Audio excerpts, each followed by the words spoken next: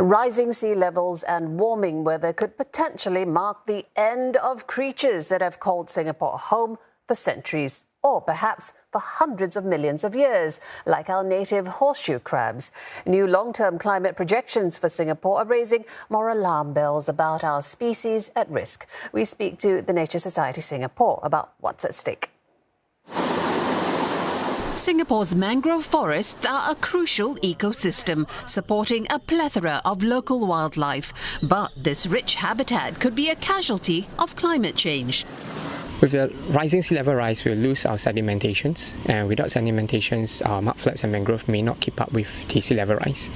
If sea level rise will increase by another meter, we will then drown the entire mangrove already.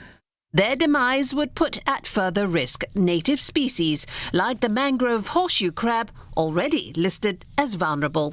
The encroaching sea could also wipe out their coastal cousin that's already endangered, largely from habitat loss.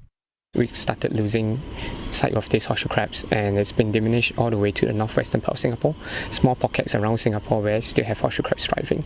I think with the constant sea level rise, changing warming waters, loss in sedimentation, we will then perhaps get less and less of these horseshoe crabs in our shorelines.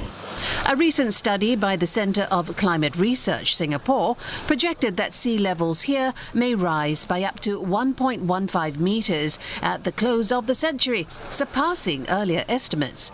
This also puts other wildlife under threat of losing shorelines to breed, nest and feed, including the endangered hawksbill turtles that come in on the tides. And migratory birds that fly in for the summer. So these birds will also lose all their foraging ground along the migratory routes. We also have native plovers, which will then both lose their nesting and foraging ground as well with the rising sea level. Heat is the other problem. If the world keeps churning out high levels of carbon emissions, Singapore's weather could get hotter by 5 degrees Celsius by the end of the century. And that could mark the end of this critically endangered crab, only found in Singapore's fresh waters. It's difficult for freshwater crab to swim across the sea to Malaysia or Indonesia, and so they are stuck here. And if they're really critically endangered, even now, if climate change was to hit us in a big way, it will affect the entire habitat. But history won't be kind on Singapore if we allow endemic species which exist only in Singapore to disappear.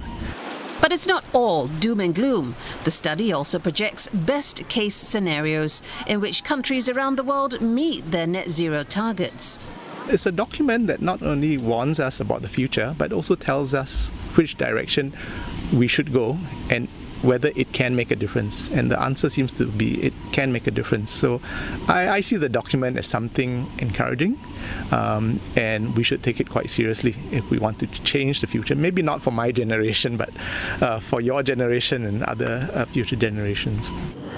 It's the latest wake-up call to preserve what remains of Singapore's native habitats and the flora and fauna that depend on its ecosystem.